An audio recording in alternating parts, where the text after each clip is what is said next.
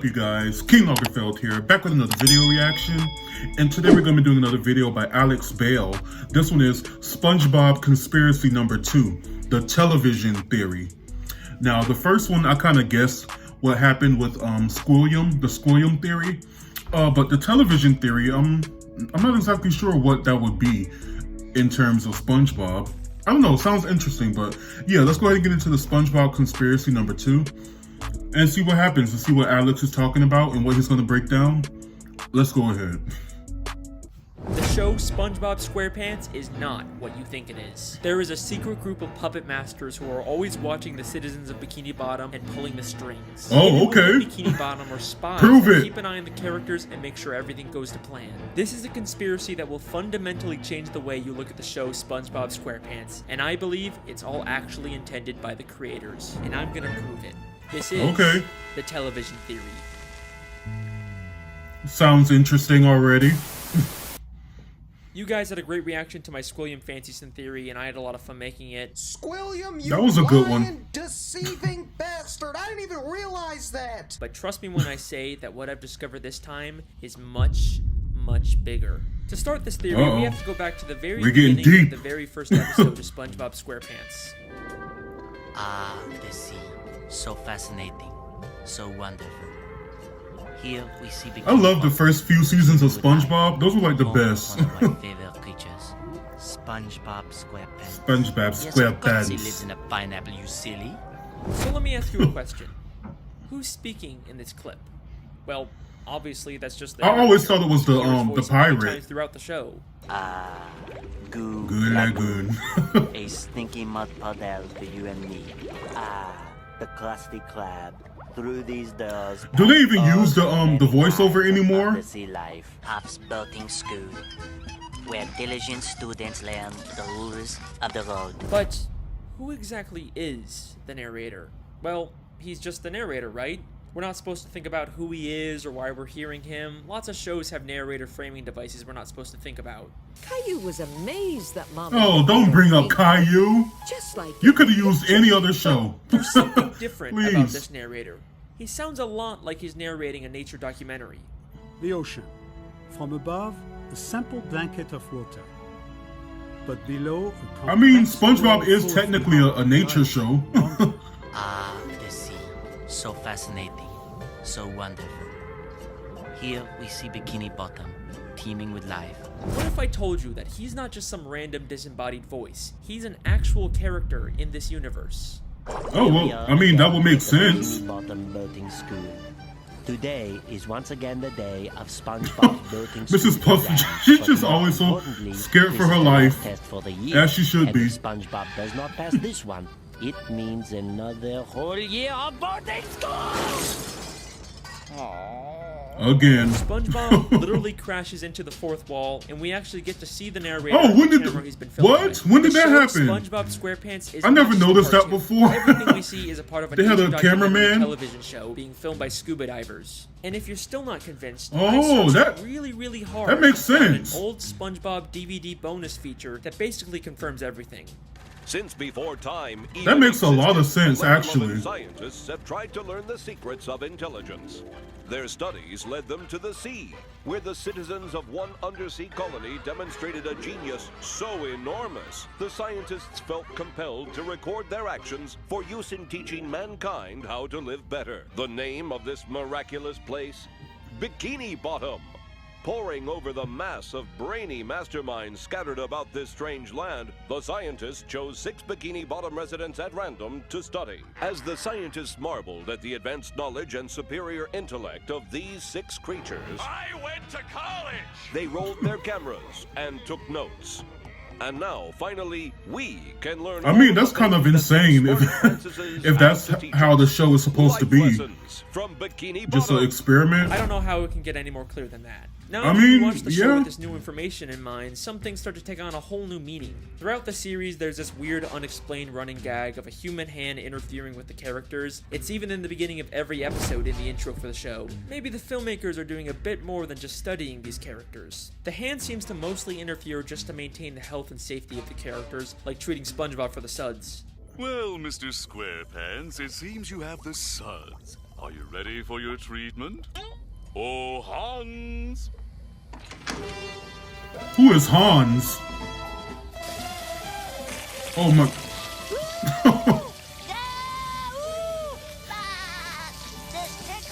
It makes sense that the filmmakers wouldn't want to Okay, too far. their main character. After all, there's no show without SpongeBob, but that's not the only reason why they interfere. Season 3, Episode 16, I Had an Accident, is infamous for having one of the most absurd, confusing endings in the entire show. It ends with a real gorilla suddenly coming out of a Captain costume and attacking the characters. Like, yeah, what was that about? Like how are you underwater? Why are you underwater? Why are you dressed up as Patrick? This happens. What's a gorilla doing underwater in the first place? Well, it's funny you should. I mean, see, George, they're onto us! And a horse. Yeah, that was a wild ending. All right.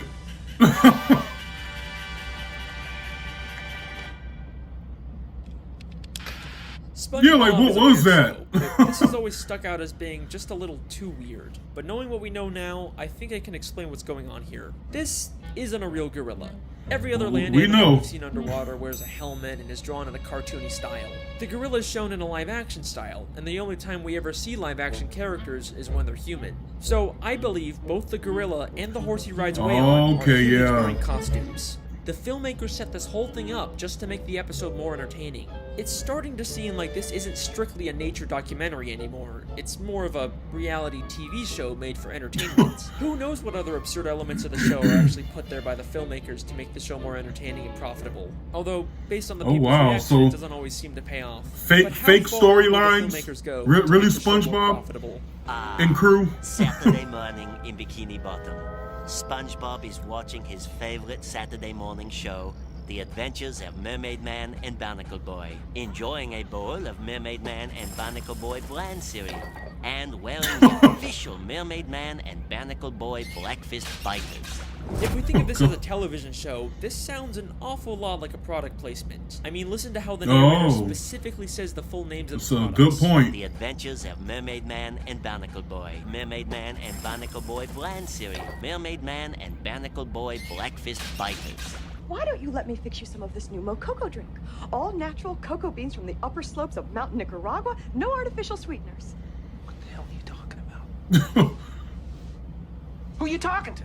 Maybe the Mermaid Man and Barnacle Boy TV show is actually from the surface world. They are human after all. It makes sense that the filmmakers would choose to highlight these popular superhero characters. The more they show, the more they're gonna sell Mermaid Man and Barnacle Boy merchandise. Hang on a second, why are Mermaid Man and Barnacle Boy the same size as all the fish in Bikini Bottom, even though humans are always shown as massive compared to fish?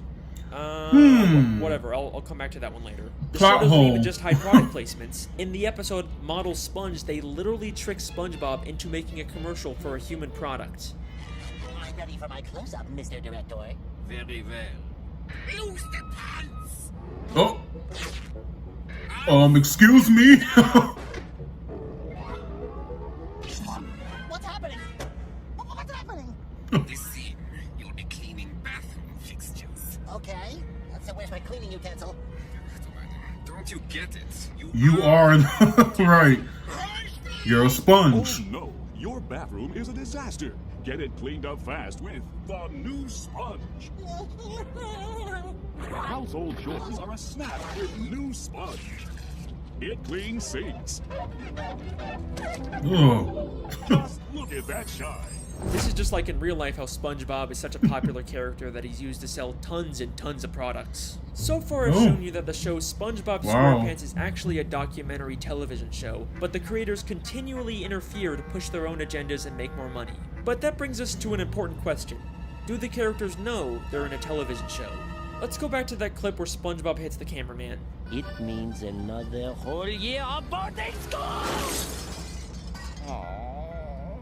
What happened?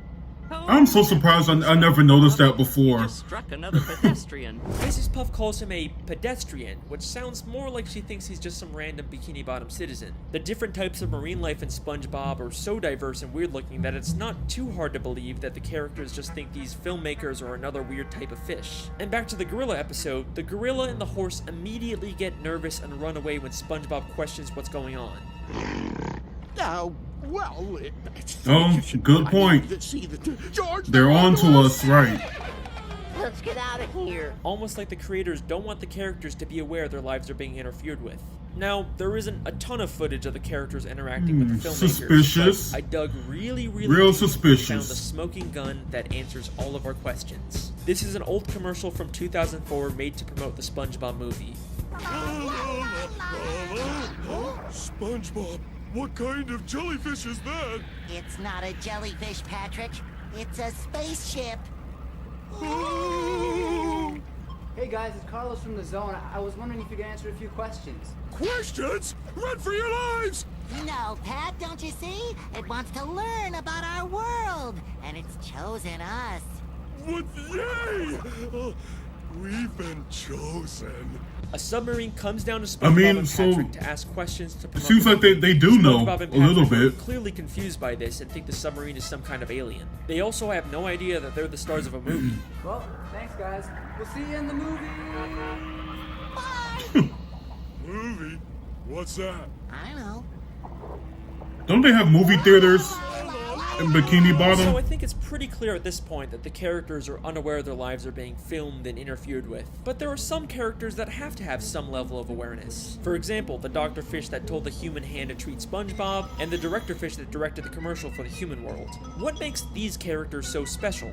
First off, the Director Fish isn't actually from Bikini Bottom. Before he directed this commercial, we saw him as a citizen of New Kelp City in the episode Whatever Happened to SpongeBob. Out of all the characters they could have used, they specifically chose a character from out of town. Almost like the filmmakers didn't want to use anyone in Bikini Bottom so they wouldn't risk everyone finding out about the television show. Then there's the Dr. Fish. We don't know where he originally came from, but he's an extremely suspicious character.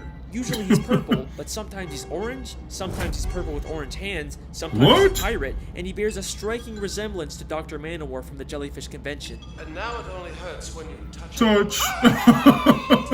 Why does he have so many different disguises and identities? Stupid. What is he hiding? So dumb. I believe hidden throughout Bikini Bottom are spies like this, who are aware they're in a television show and keep tabs on the main characters and make sure everything goes to plan. There's so many suspicious characters in Bikini Bottom that it could literally be anyone. The mailman, the hot dog vendor, Old Man Jenkins, it could literally be anyone. But what if I told you that the biggest spy of all isn't some random side character? It's one of the main characters of the show. Someone who's been there from the very beginning. Someone who's not even from Bikini Bottom. Someone who's not even from the ocean. That's right. Sandy Cheeks. Oh, that does make Sandy sense. Cheeks is the thrill-seeking scientific squirrel Because, who lives underwater. that makes a lot of sense. Why did she come to Bikini Bottom? Right? Why is a squirrel we find out she was hired by a group of in Bikini Bottom? That does make a lot of sense. But why does she need to be underwater? Wow, Sandy. She could have just as easily have made any of her inventions on land. Sandy is it must be extremely expensive to maintain a giant dome of air underwater. There is no way the only reason she's here is to make random inventions. Right. I think this whole episode is an elaborate ruse to throw off the other characters from the real reason Sandy is in Bikini Bottom. To spy on the main characters and make sure the show stays on track. Many of the times the characters are in danger. I can't believe I didn't think about steps that. in to save the day, and many of the wacky, entertaining episode plots are driven by an invention Sandy creates. Everything she does is a calculated move to carry out the hidden agenda of the filmmakers. Her entire friendship with SpongeBob and the other characters is built on a lie. But you're probably saying, Sandy is a sweet, friendly squirrel. There's no way she's behind That's this. what she seems like. Yet?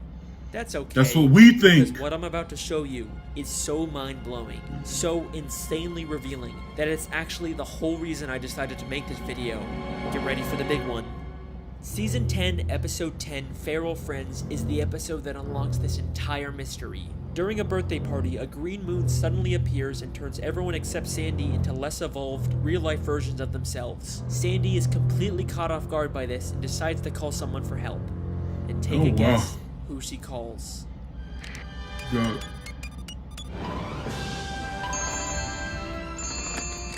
Hello, French narrator speaking. She knows the narrator, Sandy cheeks. How is it hanging? and the narrator is a diver. Don't say another It's word. all connected. Behavior of the green. Wow, this goes deep. This goes really I deep. guess that's a pretty interesting clip, yeah. Holy shit! Sandy literally calls the narrator to let him know what's going on and asks for instructions on what to do next. She has been working with him the entire fucking time. He even has a picture of her on his desk. This is where I originally planned on ending the I video, cannot believe but this. There is still one small issue with the television theory. Just one nagging plot hole that contradicts everything. If this is all a television show filmed by scuba divers, then how are we seeing inside the buildings? It's not like any of the humans filming the show could fit inside them. It's the one annoying thing that That's keeps true the theory too. Complete. I mean, the most logical explanation is that they have hidden cameras inside of everyone's homes, but we never really see anything like that. Holy shit. Season 6, Episode 24, Truth or Square. The SpongeBob 10th Anniversary Special where they reveal lots of stuff about the characters. But the most damning piece of evidence comes from when the characters get lost in the Krusty Krab vents and end up in a room full of monitors showing live footage of all of their homes. What? Oh. When it, see, I stopped watching SpongeBob so long ago. I've never seen any of this. Gary the snail, you get down from that bed this instant. Hey, there's my house. Look, it's Sandy. And who is the character responsible for all of these hidden cameras? Mr. Krabs, why do you have cameras watching us? No, but Mr. Krabs. I just want to make sure you all floss after every meal. Thank you, Mr. Krabs. Dental hygiene is very, very important. Of course. Dental hygiene? Eugene, you lying bastard. Of course he would sell out his friends for a quick buck. And if there's any part of you that thinks there's some chance Mr. Krabs has all these hidden cameras for some other reason, then take a look at what happens next. Hey, who are those guys? I think it's us, Patrick. But who are they? Alright, they're not even trying to hide. What is going A on? cameraman and a boom operator have been following around the characters this entire time. And just like the gorilla... Right, so that's how they we're can hearing see them and they seeing go them? for it. The case is closed. Yeah, I'm sold. Television theory I is believe something it. the show has consistently alluded to from the very first episode to the newest episodes. Maybe one day the show will actually directly address it and our characters will discover the real truth about their world. But regardless, that's my theory. I hope you guys enjoyed. Let me know what you think in the comments. Make sure to subscribe if you want to see more. See you I next mean, time. that makes... Hey, whoa, hang on a second.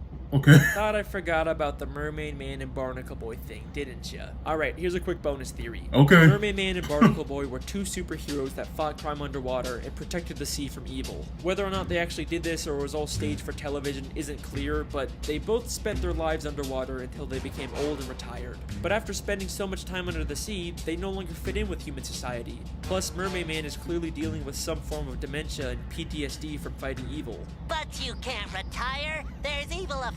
What?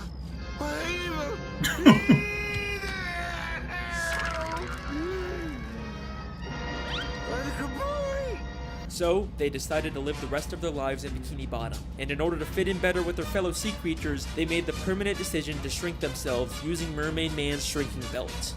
The case is closed. Okay. Again. Okay. Finally, is that it?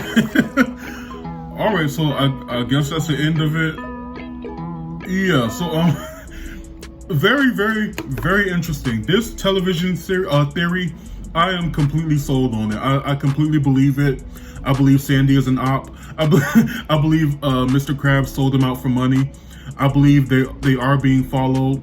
They are on a reality show that they don't know about. I mean, I just hope that they're getting paid because I don't want to see SpongeBob and or Patrick or any of them getting exploited like that. I mean, at least if you're going to follow them around and experiment them and study them, at least pay them something. I mean, especially SpongeBob and Squidward. I mean, they need the money because Mr. Krabs is not paying at all. But yeah, I can't believe all these little facts that, you know, went over my head over the years. I mean, I don't even remember the scuba instructor being hit by SpongeBob. I mean, when did that even happen? And then we have the doctor who's like being suspicious. watching them as well. The human hand that comes in, I never even considered that, you know, they would be like a part of a show or something. But after this, you know, I'm pretty convinced that it is. I mean, it's kind of scary, kind of scary, you know, being watched and not knowing it. But I mean, yeah, I believe it. I completely believe it. So yeah, interesting, great job by Alex Bell. I mean, breaking this down.